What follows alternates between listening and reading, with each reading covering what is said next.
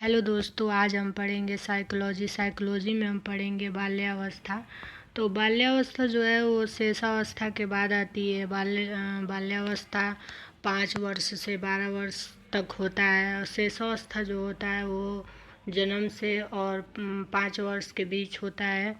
और उसके बाद बाल्यावस्था के बाद आता है हमारा किशोरावस्था। किशोरावस्था जो होता है वो 12 से 18 वर्ष के बीच होता है। उसके बाद से प्रौढ़ावस्था आता है। तो चलिए हम प्रश्न को करते हैं। अगर मेरा कंटेंट आपको अच्छा लग रहा है तो प्लीज़ लाइक, शेयर और सब्सक्राइब कीजिए। प्रश्न और अब देखते हैं पहला प्रश्न। प्रश्न संख्या 1 है, बाल्यावस्था में बालक के मानसिक विकास को प्रभावित करने वाला प्रमुख कारक है। क है परिवार, ख है विद्यालय, ग है समाज और घ है शिक्षक। तो हमारा ऑप्शन इसमें सही होगा ख विद्यालय। प्रश्न संख्या 2 है, बाल्यावस्था की अवधि। क 6 से 12 वर्ष तक, ख 7 से 13 वर्ष तक, ग 5 से 11 वर्ष तक और घ 8 से 14 वर्ष तक। तो हमारा ऑप्शन सही होगा ग 5 से 11 वर्ष तक। 5 से 12 वर्ष भी ऑप्शन में रहेगा तो हम लगाएंगे। प्रश्न संख्या 3 है, वातावरण और संगठित सामाजिक साधनों के ऐसे विशिष्ट कारक हैं जिनका बालक की सामाजिक विकास की दशा पर निश्चित प्रभाव पड़ता है। यह कथन किसका है? क है स्किनर व हैरीमैन का, ख है क्रो एवं क्रो का, ग है सुआरे तथा टेलफोर्ड, घ है गैरिसन व अन्य। तो हमारा ऑप्शन इसमें सही होगा तीसरे का क सही होगा, स्किनर व हैरीमन। प्रश्न संख्या 4 है, बाल्यावस्था में संवेगात्मक विकास को प्रभावित करने वाला प्रमुख कारक है। क है विद्यालय, ख है परिवार और ग है थकान, घ है सामाजिक दशा। तो हमारा ऑप्शन इसमें सही होगा 4 का सामाजिक दशा। बाल्यावस्था में संवेगात्मक विकास को प्रभावित करने वाला प्रमुख कारक सामाजिक दशा होगा। ये सारे क्वेश्चन बहुत ही इम्पोर्टेंट हैं।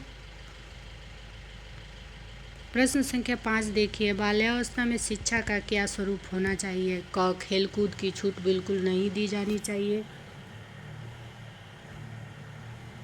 ख है पिटाई करने वाले अध्यापक द्वारा शिक्षा दिलाई जानी चाहिए, ग है गुरुकुल प्रणाली द्वारा शिक्षा दी जानी चाहिए, घ है सामूहिक खेलों एवं रचनात्मक कार्य के माध्यम से शिक्षा। तो हमारा इसमें ऑप्शन सही होगा 5वें का घ होगा, सामूहिक खेलों एवं रचनात्मक कार्य के माध्यम से शिक्षा। बच्चा जितना समूह में रह के, पर्यावरण में रह के, सामाजिक वातावरण में रह के जितना सीखेगा उसका मानसिक विकास उतना ही अच्छा होगा। तो प्रश्न संख्या 6 देखते हैं।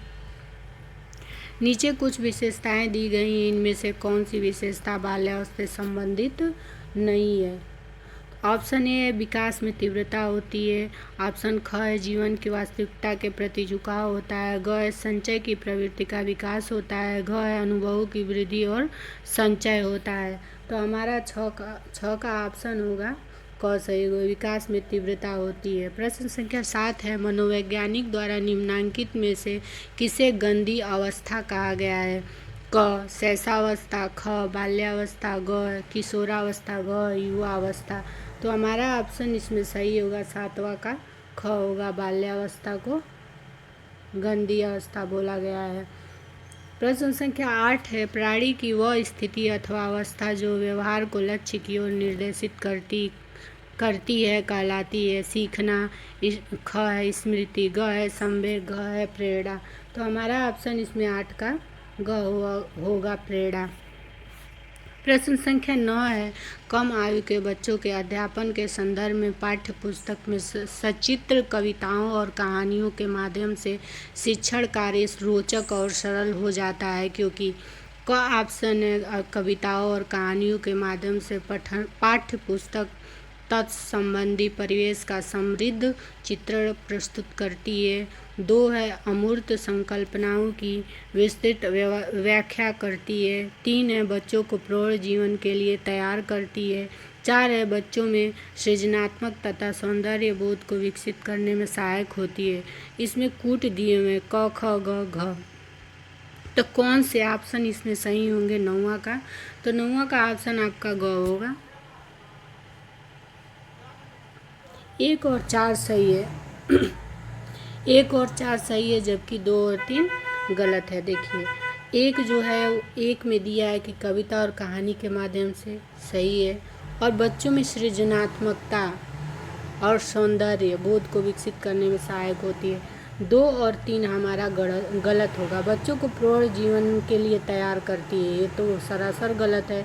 अमूर्त संकल्पनाओं की विस्तृत व्याख्या, ये भी गलत है हमारा 2।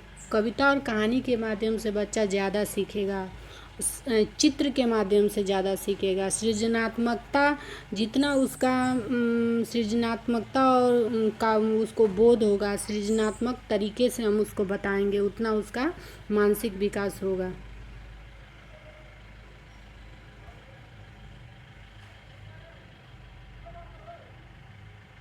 प्रश्न संख्या 10 है, जीन पियाजे के अनुसार शेष अवस्था की 2 से 7 वर्ष की आयु के दौरान अर्थात बाल्यावस्था की शुरुआत के समय तक बच्चे का संज्ञानात्मक विकास की निम्नलिखित अवस्थाओं में से किस एक अवस्था में होता है? तो हमारा ऑप्शन इसमें दिया है औपचारिक संक्रियात्मक अवस्था में, ख है संवेदी गामक अवस्था में, ग है मूर्त संक्रियात्मक अवस्था में, घ है पूर्व संक्रियात्मक अवस्था में। तो हमारा ऑप्शन इसमें सही होगा घ, पूर्व संक्रियात्मक अवस्था 2 से 7 वर्ष। जीन पियाजे इनकी 4 अवस्थाएं हैं। जब हम इसको विस्तार से पढ़ेंगे तो मैं आपको इसके बारे में बताऊंगी। प्रश्न संख्या 11 है, निम्नलिखित कथनों पर विचार कीजिए। अ, सीखने की प्रक्रिया सार्वभौमिक होती है। ब है, सीखने की प्रक्रिया स्वाभाविक होती है।